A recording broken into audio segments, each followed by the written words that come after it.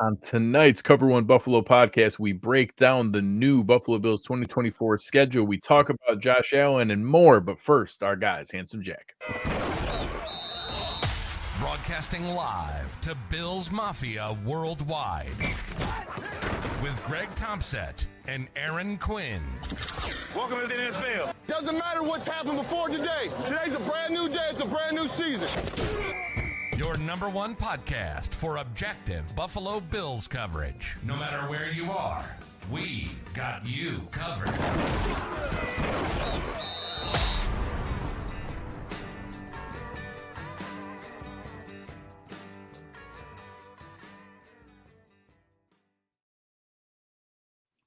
Good evening and welcome to the Cover One Buffalo podcast presented by William Mattar Law Offices. I'm your host, Greg Tompsett, and joined by my partner in crime, Aaron Quinn. Aaron, on a scale of 1 to 10, how excited are you for the NFL schedule? 2.5. I don't know. I have to be here. I was told I had to show up and do the show tonight, and I couldn't get out of it. I tried. I'm solo with the kids. I tried putting it off, and you're like, well, no, we just bump it over to 9:30. No big deal. So good. Here I am in all my glory. So obviously, we've known who the opponents are for a while. We've known who the road and home games are for a while. What today was really about is one, obviously season ticket holders, people who travel to away games, you can now book your flights, you can book your travel. That's really nice. Shout out to those folks getting to plan their fall. What matters to Aaron and I, who obviously stay home for most games because we're here with you on our post-game show, we care about how often do we have to stay up late? How many times do we need to start a show at midnight and talk to you until 1 a.m? And competitively, I do care about where do we have a rest advantage, a rest disadvantage? How late is the bye week? Where do those things come into play? And we found out that this schedule ended up being pretty solid, like a net positive overall, even though it is a first place schedule. First place schedules are always going to be tough. I think for how it could have shaken out, it was pretty good. Yeah, I think it's fair. Nothing seems like overly glaring. Not in favor of the Bills. In terms of the primetime stuff, I've just given up that train of that's the one piece I miss of the drought is not having to stay up late and just having our 1 o'clock games. But when your team's good and you have Josh Allen, who's one of the best tickets, people want to see Josh Allen and they want to see him in prime time. And so I get it. I would do the same thing if I was Roger Goodell in the league. I'd put him in as many must-see spots as you can. So I anticipated that. It's a little heavy in the start of the season, which is fine though. I'd rather do it when the weather's nice and it's a good time of year and everybody's excited and staying up late for those games. But so I'm anticipating that type of stuff. I do miss the solid 1 p.m. schedule, but we got one more than we did a year ago. So beggars can't be choosers, right? Yeah, and I think, here we'll put the schedule up on the screen and you'll see a big pivot as it goes from this column on the left. You see a lot of different fonts and words. There's Thursdays, Mondays, late, early. And then all of a sudden we do hit a stretch where Sunday. That's kind of nice. We actually go the last half of the season from the Tennessee game on where there's only one primetime game. All of them are Sunday. We do have 4 of them that are 425 games, but those aren't too bad. I don't mind a 425 game. Yeah. So the fact that like the entire second half of the schedule is all Sunday with only one primetime is kind of nice, but that opener is tough. So let's go through some of it. For the people who care, obviously the Bills are going to have 2 home preseason games and 1 road game. That's because now the 17-game schedule that flips back and forth. So, the people who like to go to a game, I'll probably attend one of those games on maybe the kids' day, whichever one that is. Usually when I try to come out, but we have a couple Saturday afternoon games. Those are fun. We open up at home with the Arizona Cardinals. My only note on that one was that, it's a young team. So anytime there's a young team, I guess I prefer to get them early. We're going to play them no matter what. But I don't mind getting them early if I have the choice. Yeah, I hate week 1 no matter what. It's wonky. And don't worry. if you go back 10 years all the way to 2014, we have one loss, one loss, one loss, one loss alternating every single year in week 1, and we lost last year, so we're gonna win this year. It's fine. That is math, so I believe it. The second week we go in, and this is one that was announced that people have known for a couple days here.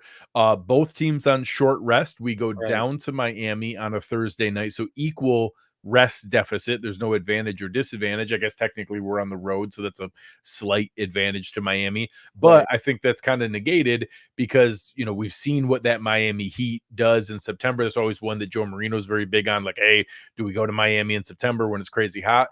I don't mind it that it's a night game. It's still going to be humid and warm, but not nearly like playing in that Miami sun. Yeah, and the Miami thing, like, most of the time isn't a huge problem. That one time, it was, like, a massive problem, but it was, like, 120 something on the sideline. There's been a few of those games, in Miami, not just Bills games, and they are gonna happen here early in the schedule, so it is nice to get it at night. In terms of the home advantage, Miami, like, no offense, I think their fans are growing. I think it is becoming a better fan base as they get better, but that's gonna be a lot of Bills Mafia in Miami in September for a night game. So that part, I'm not super. Going into a long weekend in Miami. Yeah, that Bills Mafia is gonna travel out for that. I'm not Yeah. super concerned about that one. But it is nice to get it at night because, yeah, to your point, it's still gonna be hot, but it's gonna be normal Miami hot. And all these guys train and live in Florida and the South. So if it's the normal conditions, it's when the sun's additionally beating. It's like 90 degrees, but then the sun's just blaring on you in your dark blue jerseys for 4 hours.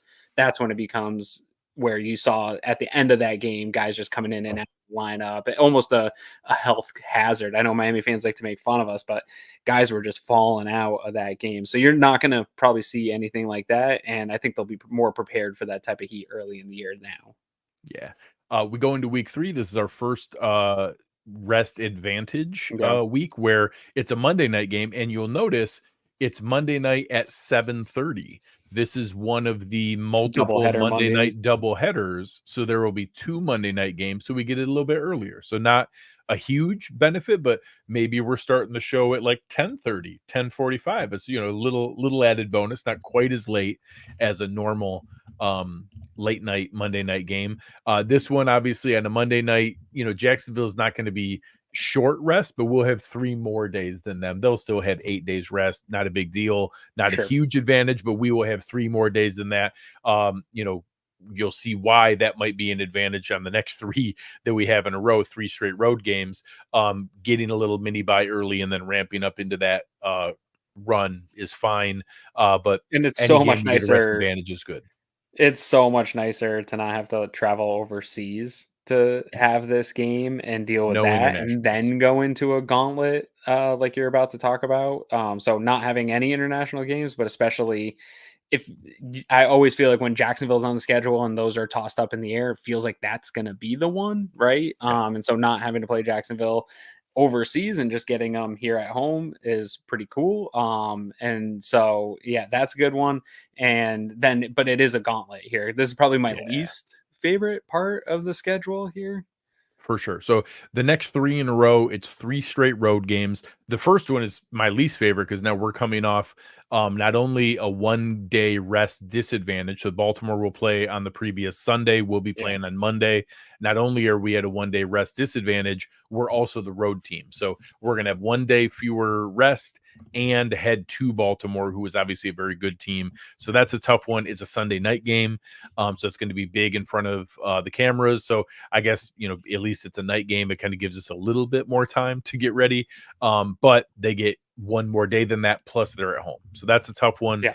That then goes right into a Sunday road game in Houston. Obviously, the rematch return of Stephon Diggs. We'll see that matchup. And then, boom, 3 in a row right into the Jets.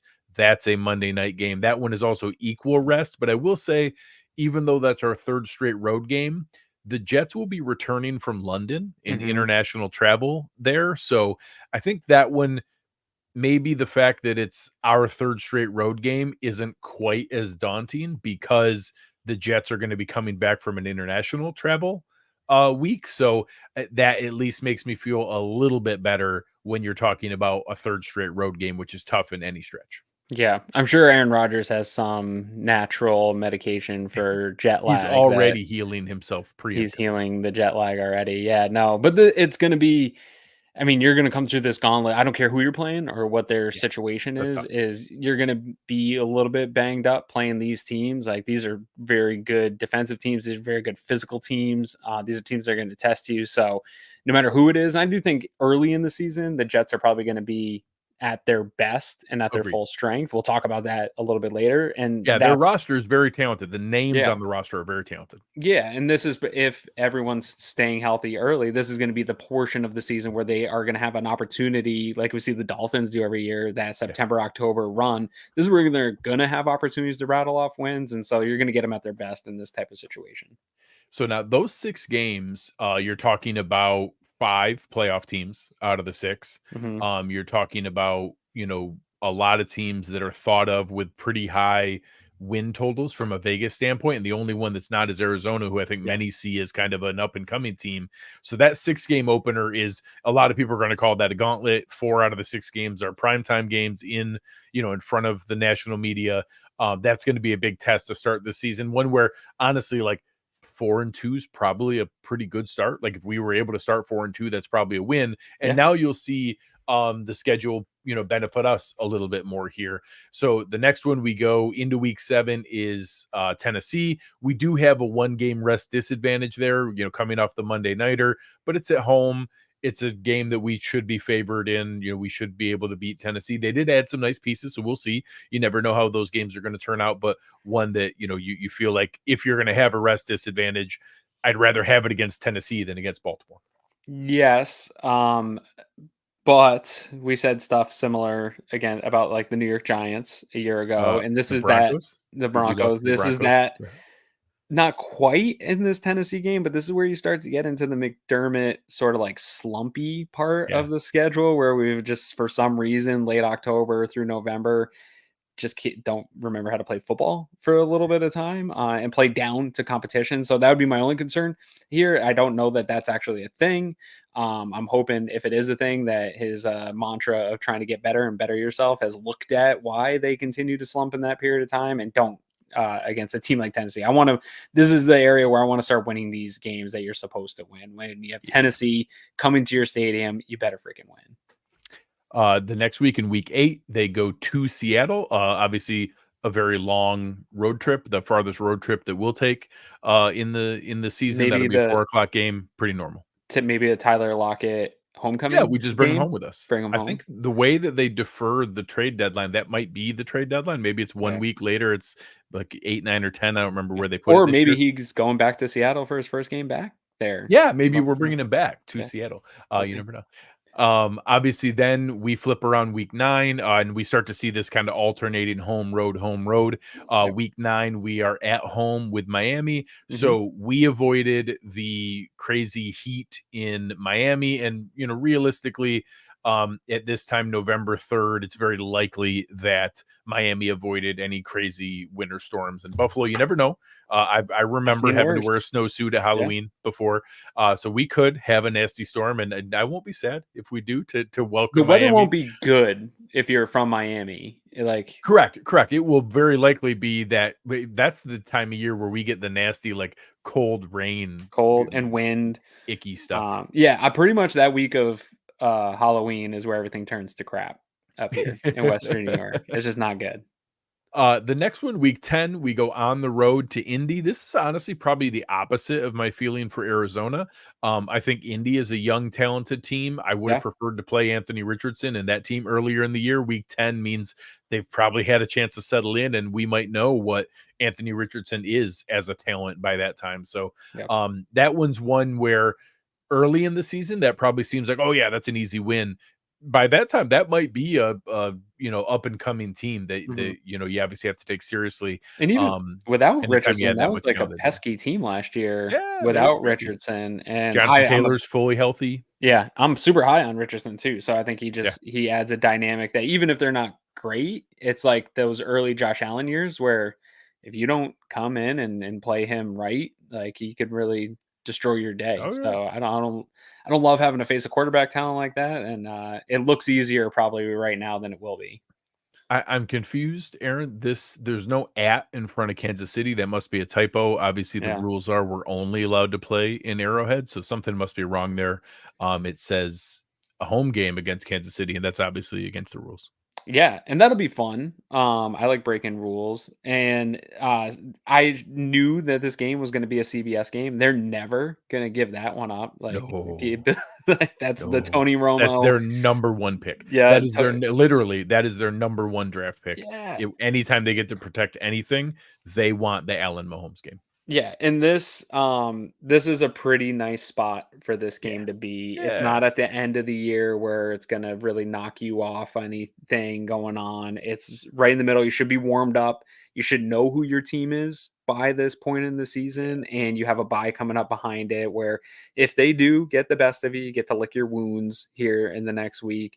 yeah. But this one should be good. The Ralph should be real rocking Rocking, for this rocking. one. Yeah. Yeah, and I like that home game, but it's 4:25, so you get some of that energy there. It's late. You never know what the weather is going to be November 17th. The next one, I love a late bye. A week Mhm. 12 bye is so nice. Yeah, love it. So they're going to be in a spot now where they're going to go in 11 games into the season. You've got 11 games under your belt. You get a bye, and then you get the final 6 games to run through.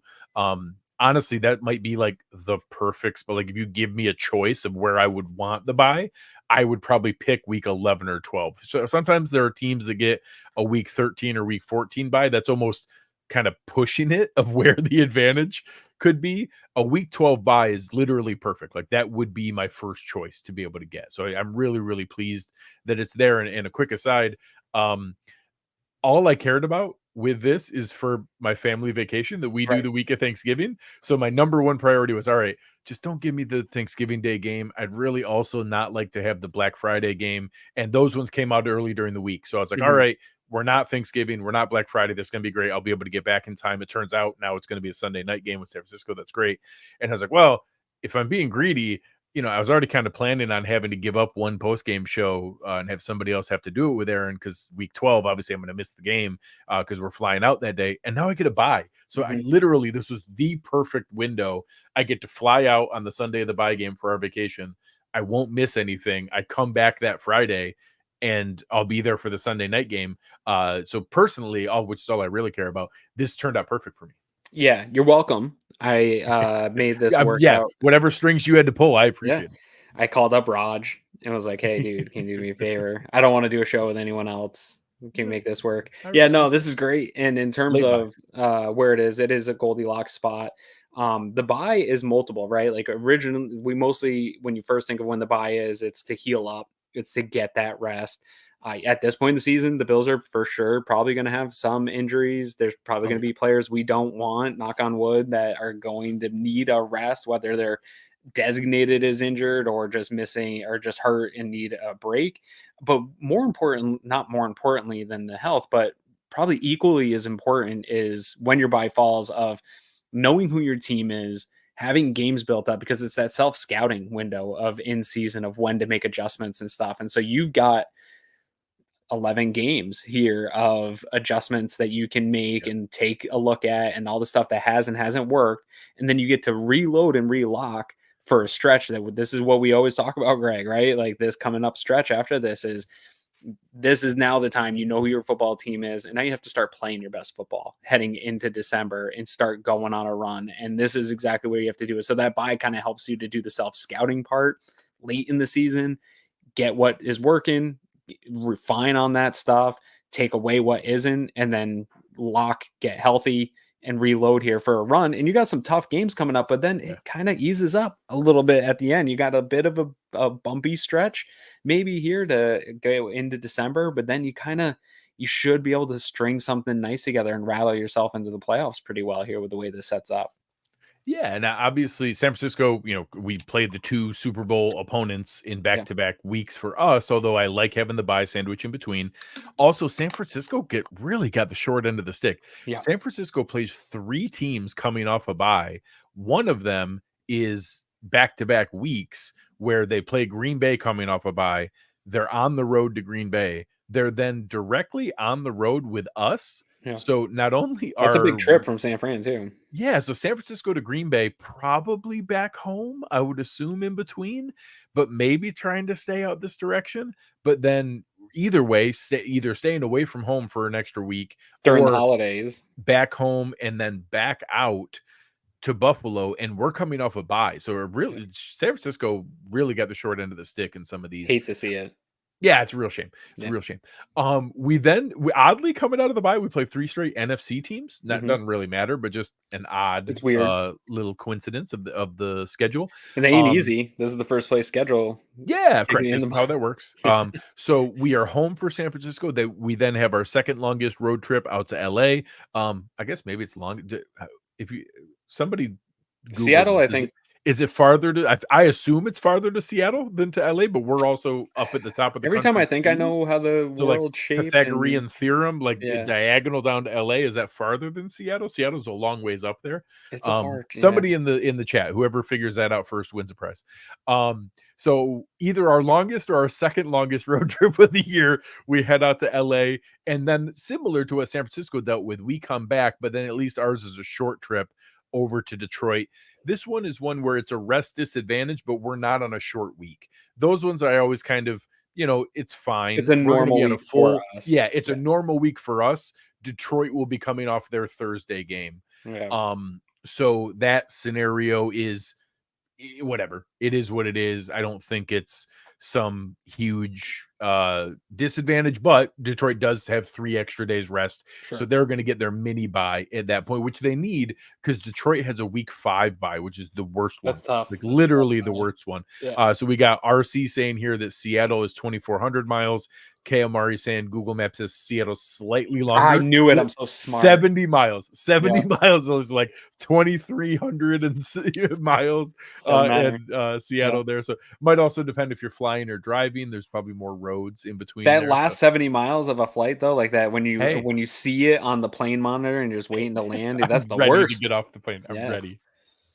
So then this last stretch is really, really nice. So obviously, I think New England's a tough team. I don't know that they're like, they're going to play. They're tough. Like number 1 pick in the draft bad, but obviously they have like a 5.5 or 6.5 win total for a reason as their over under bet. And having them in 2 out of 3 weeks to end the season at a point where they certainly might not be interested in winning and might have their best interest be to get the best draft pick by that point. Maybe Drake May is playing by that point, depending on if Jacoby Brissett starts. But getting those, New England games 2 out of the final 3 weeks is really nice. When we're going to be fighting for seeding, divisions, all those different things, and sandwiched with a Jets team that, as you talked about earlier, that road game in week 6 is tough. I'm kind of curious who's going to be left for that Jets team in week 17. They have an awful lot of guys that, Tyron Smith, Morgan Moses, Mike Williams, Aaron Rodgers, who are really good when healthy. I'm curious at their age. All those guys are well into their 30s, Rodgers in his 40s. I'm curious who's still there and kicking in week 17. I don't mind playing them the second to last week where, hey, you never know, depending on how their season's going, maybe the division's on the line in that game on Sunday, December 29th. So I was going to say, if you talk to Jets Twitter, they've got it wrapped up. Obviously, they're going to be dominated. They're going to have such a lead that game won't matter. That's what I'm saying. Yeah, they'll be resting all those guys. They're going to be 16-0 at 15-0 heading into that game. Yeah. So overall takeaways, we got a late bye. We have an overall net rest advantage of plus 5 days, plus whatever you want to call that. Jets coming off the international travel. We don't play on any holidays. No Thanksgiving game, no Christmas game, no New Year's game. I love that, just personally. I love the late bye. I honestly, I know it's kind of a gauntlet at the beginning, but I'd rather have the away game stacked early when we're still healthy and fresh. I don't mind that. If I had, we already knew we had a first place schedule with some tough opponents. That that part wasn't changing here. I don't mind that some of that's stacked early and that we get some of the home games and the rest advantage and the bye weeks late. I don't mind that setup. Yeah, no, for sure. And some of the rest stuff, like the -1 days, we were talking a little bit offline. Yeah. I don't know how big those are anymore. Like Thursday night's been a thing for so long. I think teams and their nutrition staff and their, physical therapy and all that stuff, it kind of has that as part of the normal season process. Like it maybe if you're really suffering from injuries, it's a little bit worse feeling. But I think teams are getting better at it. As much as I hate it and I think it's unhealthy and I don't think the league should do it at all, and there should never be this type of disadvantage just because of scheduling. But those ones aren't terrible. It's really that Detroit one that stands out And as and and even we that one, have a like you regular said, week. yeah, like it's that's our biggest rest disadvantage because they have 3 more days than us, Yeah. but we're not on a short week. So Us, we right. actually don't play anyone. The only one we play on a short week is week 2, home game into Miami, but Miami's the same thing. So there's no rest disadvantage. We Right. play on one short week all season. Yeah. So I mean, the fact that there's only one Thursday and it's the second week of the year, so that also means you don't even have like the negatives of the short week is when you're doing it week 10 is you got 9 weeks of Yes. buildup of all the wear and tear, and you can't scout. We don't have either of those. We're going to be coming off, ideally relatively healthy week 2, plus you have the break between the last preseason game and then the week off on Labor Day weekend before you go into week 1. You can do the advanced scouting for both games leading up to Arizona and Miami. Sean McDermott's never going to admit to looking ahead, but you literally can look ahead and plan for both games at the same time Right. and build the normal game plan for both games and then have the rest advantage heading into Jacksonville. This As also Joe, assumes we don't get snowed out and have to move any games this year. So maybe it's back-to-back games in Detroit. We will yeah, have the away game, and then we'll also who have to host knows? the Knock on game that in Detroit. You mahogany never so know. we don't get snowed out this year. Yeah, no, but it really is shaping up. Honestly, Snow. it's about as good as you can get. Yeah, Joey V saying About it. most favorable schedule. I haven't been on Twitter to see the reactions that much to the schedule yet. I know in I years think most past of the there's been some. negative was the gauntlet at the beginning, how Sure. tough the beginning part is, which I think is accurate. Like, it is tough. That is a Yeah. tough beginning First schedule. place It is for schedule. sure. Yeah. Yeah, that's how it works. But with it shaping up favorably, really like my only real thought on it is Buffalo Bills going undefeated. And we're going to the Super Bowl. Yeah, that's It's our top analyst. He's really good. yeah, every year. That is exactly missed. how I feel too. So, obviously, we skip tonight's schedule was released right before the show, so we wanted to be here for you guys to be able to go through there. But tonight is also the kickoff of our position previews, and we actually debated, do we completely just kick that to next week and like bump things around? But it's quarterback, Yeah. and like previewing the quarterback position is basically like, hey, do you guys think Josh Allen's pretty good? Because I think they we call think it a Josh Allen's circle pretty jerk. good. I think that's one of the phrases that it would be called. It's just sitting around gushing over Josh Allen. Yeah, he's good. Yeah, I mean, that was my point when we were talking about this. It's like actually that shapes up perfect. We don't need to move other position groups. There's other ones that are shorter too, like tight end. There's not a ton. Like we can talk about the usage and stuff. There'll be more to talk about. QB is like it all relies on Josh, and Josh is great. And if he's not playing, then everything sucks. And I don't want to do this anymore. It's really that simple. Yeah. His schedule release video is awesome too. It was. So anybody who didn't see it, please go out and search for it. He like kind of camped out in the pit. It was almost like an Andy Dwyer thing from Parks and Rec. It was Yeah, really well done, and he looked very funny and comfortable on camera, which you love he's to so see. handsome. Such a He is handsome a guy. handsome man. Yeah. I don't even know where to go. Like, what things came up last year. Obviously, he was in the MVP voting again. Hmm. He actually led the NFL for the first time in sack percentage. He was Hmm. sacked the least of any quarterback in the NFL, which I Thank you, think Aaron Cromer. A little bit. he is a healthy amount of there, but also the best offensive line he's had in a while. You Mhm. love to see that. His second highest completion percentage, 66.5%. Another season with 4,300 passing yards, 40 total touchdowns. The only player in NFL history with 4 straight seasons with 40 touchdowns. The most touchdowns in NFL history before the age of 28. The most touchdowns in NFL history in the first 6 seasons of a career. It's just really hard to say. Obviously, you and I both reference all the time. Patrick Mahomes is the gold standard. He is the has the greatest first 6 years of any quarterback's career. He's Jordan. He's Jordan. In winning what he's doing. He also has a lot of nice things around him, a Hall of Fame tight end, a Hall of Fame play caller. I still wouldn't trade Josh Allen for the world. I would not trade him for anything. I truly believe he's the guy who's going to be able to lead us to the promised land and to finally lift that trophy. And hopefully that starts soon. Yeah. Other QBs won during Brady's dominance of 20 years over the NFL. Ben Roethlisberger, Peyton Manning, a couple times. Yeah, Eli got some. Like other guys won titles. And all Josh needs to do is do one. We had a little bit of this. There's always this kind of talk when it surrounds Josh and the offseason and ramping into the season of does he do enough to get better? I mean, he's the second to third, depending who you talk to, best quarterback in the league. Like, could he be grinding a little harder and putting those things out on social media for us to see? Sure. Would that make people feel better? Maybe. But he's freaking good. And the reason the Bills have fallen short, that Cincinnati game, I'll put a lot of the blame. Josh playing a pretty horrible game, and there's a lot of reasons for maybe why that occurred that way. But outside of that, 13 seconds wasn't Josh's fault. Last year wasn't the offense in Josh's fault. Like, I'm hard pressed to be convinced if the defense was healthier in the playoffs that the Bills would have rattled off another win at least. And so, yeah, Josh could do more to get better. I'm sure he's probably doing more than we think. He's not the kind of guy to put it all out on his Instagram every time he's working out. So I'm sure he was doing some stuff, but I believe we actually just saw them get together to throw some stuff, and there was only a couple pictures to yeah. Well, and in that video, he had an accuracy tire at the pit.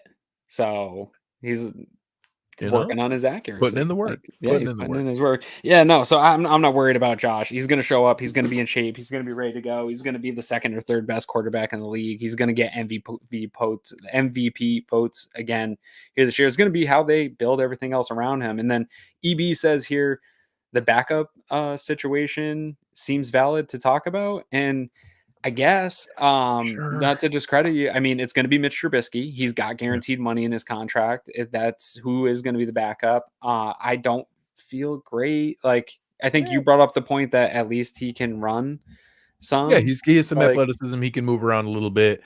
I, at no point okay, so let me start from scratch. You look at where our depth chart is and you see guys like Mitch Trubisky and Shane Buechele, where they're at. I would love to have Jacoby Brissett instead of Mitch Trubisky. I would love to have, honestly, I would take Tyrod back instead of Mitch Trubisky. However, doing that would be instead of signing Curtis Samuel, it would be instead of signing back Daquan Jones. Like, those guys get paid. Matter of fact, those guys got paid more money than Curtis Samuel and Daquan Jones. Those guys got paid more money than the people we have. So if you would just rather feel better to have a backup quarterback who we hope never plays, and we know even if it's, Brissett or Tyrod are not as good as Josh Allen and aren't going to take us anywhere in the playoffs. All they are is a stopgap that you hope, hey, we go 3-2 instead of 1-4 or 2-3. That's fine. But I would rather have guys that contribute to the roster for that spot. Now, all that said, if we can get one of those guys at a cheap contract, that's even better. And I hope that starts soon with mid-round draft pick investment. That's where I was going to draft a guy where it's now we get the cost control and maybe you hit on a Jimmy Garoppolo or one of those situations. But, I don't want to spend any money on backup quarterback. Of course, I want a better backup quarterback if I could have it for cheap, but I do not want to spend money on it because I want to spend money on the rest of the roster. The idea of Mitch Trubisky 2 years ago was cooler when he was like coming off of, he was a starter, fell out of favor, and maybe he's still good. We don't know. But then we found out he's not. And so now he's back. That's fine. I think in terms of what the organization needs and what they like out of a backup, he checks every box, right? He's going to be cool with Josh. He's going to do all the clipboard stuff. He's going to help him in the room. He's going to be a leader. He's going to Good do all caddy on those the golf things. course. Yeah, be really cool. His girlfriend or his wife's going to get along with Josh's girlfriend. All that's going to be great. I'm with you though. I think the perfect scenario going forward, hopefully, will be a mid-round pick, used asset, and what that provides you with is the ability to not only have a super cheap contract in that quarterback room, and if you hit on the right guy, it can check all those other boxes as well. But if you hit on, to your point, like a Jimmy Garoppolo or even a Minshew or one of these types of guys who is maybe could be something, maybe a bridge QB, the league loves those guys, and You that's could even lock that in for 2 or 3 years and then maybe flip them for that's what I'm something in saying. that 3rd This or is 4th year. an actual asset versus these Case Keenums, Mitch Trubisky's. Like, nobody cares. Nobody wants those guys. They're just floating around the league. But if you get one of the guys that they don't know if he's a Case Keenum yet or not, like, those are the guys that are potentially a flippable asset. And so, yeah, in 2 to 3 years, you get the value you need out of them on a rookie contract. You maybe get some play out of them, and then you flip it for another pick, and then you can continue to use picks. I mean, the Patriots kind of did that for a little bit. It was the Ryan Mallett, Garoppolo, Hoyer. Like, they kept running these QBs through, and other teams would go after them. And so I think that's the best model. But for this year, it's definitely Mitch Trubisky, and we just hope that Josh doesn't get hurt. And here's the thing about Josh, like, we've had 2 seasons in a row where he did substantially get hurt. He probably should have rested and sat out and taken time, but he's an old farm boy. You got to drag that dude off the field. And so even if he gets hurt, knock on wood, I think he's just going to probably play. He still has the longest starting streak in the NFL.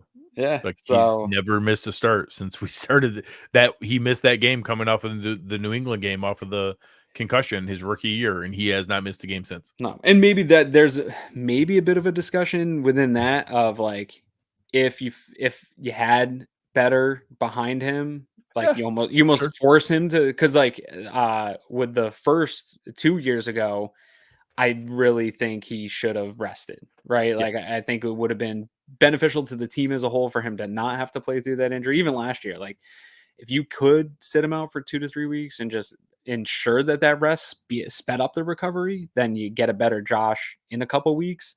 That'd be great. But I haven't felt comfortable in the backup situation over the last couple of years to allow him to do that. Like, I needed him to play. Yeah. And that's fair. I think that there is at least more of a conversation if you have that Jacoby Brissett, Tyrod, Gardner Minshew kind of guy. You do feel better by that. A lot of people in the chat talked about Andy Dalton. And don't get me wrong.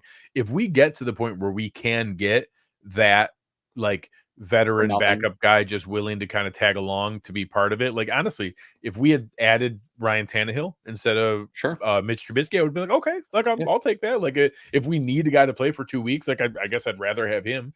But again, I don't want to spend any money on it. So I'm cheap. I do not want to waste money on it. If you give me that for free, cool. But we already wanted to add more talent. Yeah. Like, I don't want to not get a Mike Edwards or a Taylor Rapp or a, whoever, even honestly, even like a Dwayne Smoot, like anybody that can play and contribute. I'd rather have those guys than a guy that I don't want to play. I do not want him to play. I don't want that to be there. So before we wrap this up, I think that for our friends at William Mattar Law Offices and Who's Here to Help, I have a quiz for you. Obviously, we saw recently that Jared Goff just signed the second highest quarterback APY in NFL history, just behind Joe Burrow. He signed for 4 years, $212 million, $53 million per year. How many years will that run beyond the end of Josh Allen's contract, of how long we have Josh Allen under contract? 3. The answer is 0. They both expire in the year 2028. That is how good Josh Allen's contract is. Like, how long ago does it feel? It feels that like we signed Josh Allen to his extension. Yeah. Like, doesn't that feel like that was forever ago? It feels like it was like 3-4 years ago, but it couldn't, man. It was a 6-year contract, but it was a 6-year contract on On top top of the of 5th-year right. option, and we signed it early, so it actually didn't start until 2 years after it was announced and agreed to, and then it was a 6-year deal, so that 2 years after, plus it was a 6-year deal instead of a 4-year deal. Both the Josh Allen extension and the Jared Goff extension both run through 2028. It blew my mind when I looked that up and I was getting ready for the show tonight. It's unbelievable that, I mean, that applies for a lot of these other deals too. Lamar Jackson's deal is going to be in the same situation. So when Josh Allen signed for his deal, which at the time made him the second highest paid quarterback in the league behind Patrick Mahomes, it was $43 million. It was a leap of faith by the Bills. And then he obviously from that point on exploded with his capabilities. And we saw everything that he accomplished since then. We are just reaping the benefits of that contract and what it's done. I do think we're going to get to the point here where it's going to put us in that spot where we need to give him a bump up to be able to go through.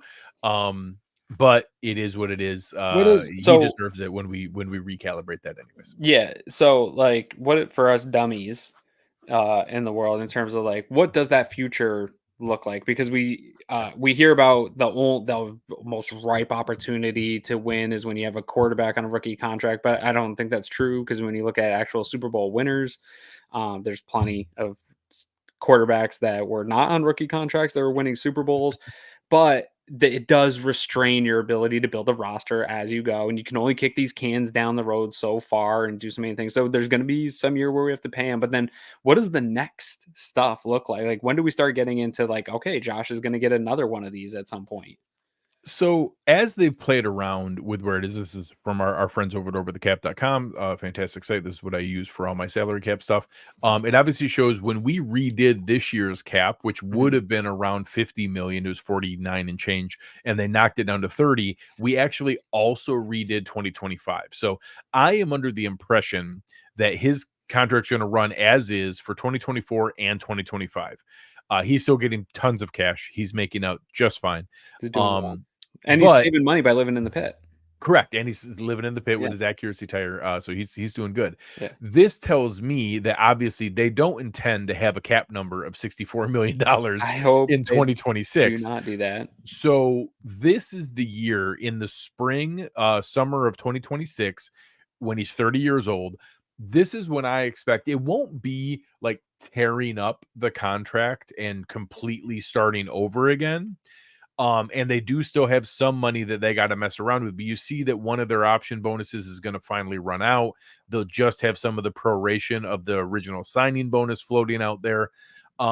This is when they will do a market recalibration in 2026 that honestly, by that time, probably is going to make Josh the second highest paid quarterback again, and probably will have an APY of $60 million because I think Patrick Mahomes, or it'll be Josh at $58 million. Too? Yeah, correct. We're also going to see the cap continue to skyrocket with all this gambling money and all these Netflix new deals. Netflix just gave them an extra $150 million they weren't even counting on to play games on Christmas. Like they're finding $150 million in their pocket. Tough business. Yeah, it's tough life for the NFL. Yeah.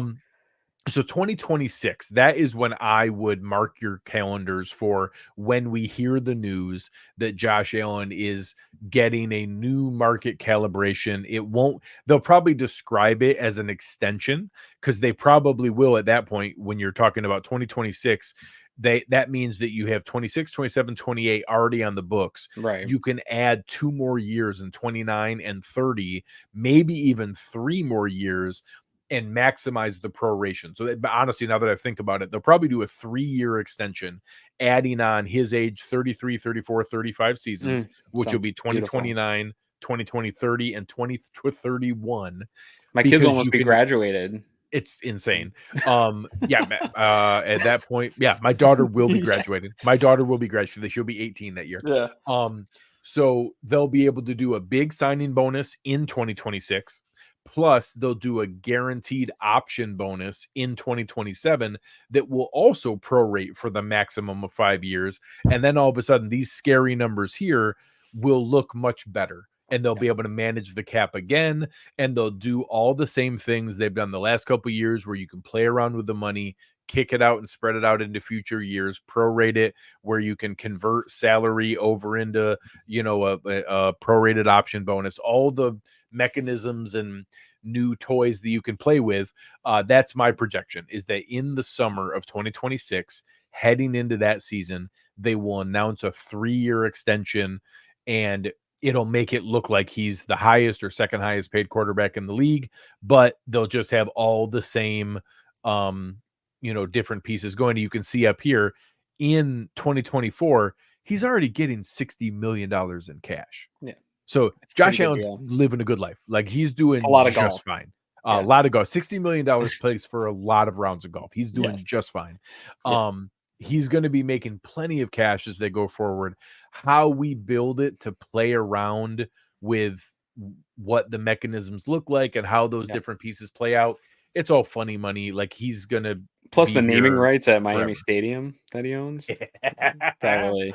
But yeah, honestly, the fact that very realistically, we are going to see him under contract with the Bills through the age of 35, through the 2031 season, is something that should warm the hearts of all Bills fans and everyone listening here.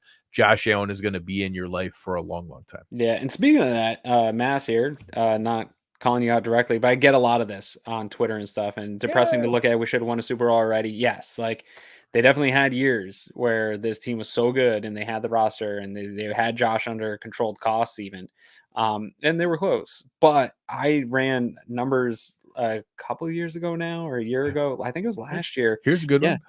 Peyton Manning won when he was 31. Yeah, and he's right there. But the average age of quarterbacks winning a Super Bowl is 30. And that even if you take Brady's ones in his 40s out, it doesn't move the needle. It's still 30 years old is the average age. So, like, a lot of people are like, oh, well, Brady won so many late, that's got to push the age out. Patrick Mahomes has pushed the age down a little bit over like the last year or something, but it's still like 29.8 or something like that. So he hasn't even really hit within the range where quarterbacks are winning Super Bowls. It's just what Patrick Mahomes has done, I think, has skewed everything for all of us in terms of recency bias, where he just came into the league and just blew it up in terms of, but that is not the normal. That is an outlier. He is something we've never seen before in the NFL in terms of the success he had early. And you brought it up, like, he came into a Hall of Fame coach, a Hall of Fame tight end, a really good organization. Josh came into a team that was totally rebuilding, has built around him. They've had opportunities. They haven't closed those opportunities. They've been close. And I get it. Like, there's no moral victories in this, but they've won the division the last so many years. Like, this team is in contention for the Super Bowl. Vegas has them in contention for the Super Bowl every single year. Like, they're good. I'm not going to guarantee they get one, but they're going to get one, guys. Like, it's one of these years it's going to pop off where it just works out. And you have to have a top QB, in my opinion, to even sniff it. And he's there. And if he's here till 2030, like, one of these seasons is going to pop off the right way and we'll get one. Yeah, Drew Brees was 30 when he won it. Yeah. Also, like, I'm not going to go on this rant tonight, but like, this rings mentality is really unhealthy. Like, the idea that anything short of a championship is a failure is absurd. Like, that's just silly. Like, if you're going to tell me, Pagula doesn't think so. If you're going to tell me you haven't enjoyed watching football football's entertainment, like, this doesn't affect our lives. Like, yes, will it be really cool if we get to watch a championship and go see a championship parade? Absolutely. Like, it'll be a lifetime memory. I would love that. I want to have that in my life. However, do you guys remember the 17 years prior to that? Like, the last 6 years have been awesome. My entertainment value has been fantastic. I get to watch the most fun player to root for in the NFL. Josh Allen is the most fun player in the league. Like, I live in Cleveland. I don't even live in Buffalo. Well, until Keelan Coleman showed up. Anyway, I have kids in my neighborhood who are Bills fans purely because of Josh Allen. Because watching him is fun. Like, when's the last time that happened in your life where we got to see people that, oh, I'm going to be a Bills fan because that's the most fun guy to root for? Like, I want a championship. But the idea that the last 6 years have been failures, you got to reevaluate your life, man. Like, that's not how life works. This is not a bit of failure. Football's entertainment. I've been entertained as F word. Like, I don't understand it. Like, yes, I want to win a championship. the idea that this has been a failure is absurd. You got to reevaluate your life, man. There's a That's not how it works. spectrum. It's nothing in life is like just binary, right? Like, and so there's a spectrum of success, and the Bills are on the higher end in terms of all sports franchises, too. Let's put it out there. Like, Kansas City's the only one that has had more success in terms of like wins and playoff appearances and obviously winning championships. The Bills are right there. Winning playoff games every single year, winning your division every single year. Like, those are good, positive things. I can guarantee you Terry Pagula does not find failure in the organization, the sports organization that he has for football. If you want to see what failure looks like, go watch the Buffalo Sabres. See what that organization is doing. And that is failure. That is not meeting any of your goals and spinning your tires and mediocrity. Like, those are the things that count for failure. I guarantee you NFL owners, like, everyone wants, they set out in the season and everybody will go up in press conferences and they'll say it's Super Bowl or bust, and the media will run with that and fans run with that. But at the end of the day, if they're being honest, when they open the books and Brandon Beane and Terry Pagula and the front office are sitting down and they see Josh Allen sold so many jerseys and the place is sold out and they're getting playoff games and they're on primetime TV and everything's good, right? Like, this is the best Terry Pagula's ever had for a business outside of drilling oil wells. They're not mad about it. They're definitely not as mad as you are. And so if you can't enjoy, to Greg's point, like, all the fun parts that we've had, like, yeah, does it end in failure and that sucks? Yes. But I'm not going to discount all the fun that I've had over the last few years. Like, when I started doing the show, Greg, even like before you, like, that was not always fun. There was not a lot of fun post-game shows. It was a mediocre mix of like, man, maybe we've got a chance and we can do it this time. Now I know we've got a chance and I know that we're probably going to be in contention to do it. Like, I probably sound cocky as hell every single week on this show when we have people on from other teams. And I'm like, okay, that's cute. You think you can beat us, because I don't think you can. Like, being able to have that confidence is fun and I like it. Yes. And I don't want to get rid of it. Yeah, and again, I absolutely agree with raising standards, raising Yeah. expectations, wanting to see us accomplish more, getting into, does that become a thing with McDermott or Bean? Sure. Like, those are separate discussions. Yes. The idea that there's one team that wins and then 31 failures is not a healthy mindset. Like, that's just not the case. Giannis had the best when Giannis was asked about if the season was a failure after they got eliminated from the playoffs one year. He had like the best response. And I encourage everyone to go find that on Twitter, where he talked about, like, do you get a raise at all the time in your job? Like, are you always being promoted, or are you a failure? And back to the guy that asked the question, like, we have these standards set for sports and stuff that we don't set for anything else in life. And so I thought that was a really unique perspective. And yeah, these guys, they're not failing. They aren't attaining the goals they want, but that doesn't equal failure. Yeah. So we'll see where it goes. Yeah. Luckily, no matter what, we get to root for Josh Allen Yes. coming into this season. He is here. He is the best thing that's happened to this ours. franchise, and I he love is him. ours forever and ever. Amen. I love you, Josh Allen. We again appreciate our guys over at William Mattar Law Offices. They've been fantastic partners for us. And if you want to find out more about how they can help you in your time of need, listen to our man Bill right here. If you've been in a car crash, you should know this. At William Mattar, there's no fee until we win. That means you don't pay us unless we win your case. If you're hurt in a car, call William Mattar, 444-4444.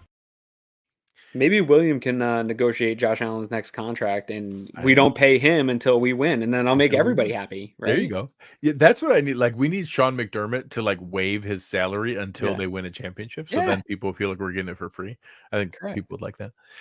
All right, guys, thank you very, very much. Again, this was fun to go over the schedule, to talk about our first week of the position preview. We will continue down that path in the coming weeks here and everything that we're going to go through with you. So make sure you stay with us. If you have folks in your life who are, fans of the team but want to learn more about it, this is the time to jump on board, to be able to get all that background information, really understand and learn all the different pieces of the roster and who those are. Next week, we'll be diving into the running back room and some of the new additions that are there, and maybe what comes next in our breakout running back, James Cook. So that'll be a fun one.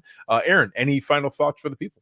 Yeah, we still somehow managed to turn this show into an hour of us It's all we do. talking. It's what We're we do. just impossible to get out of here early.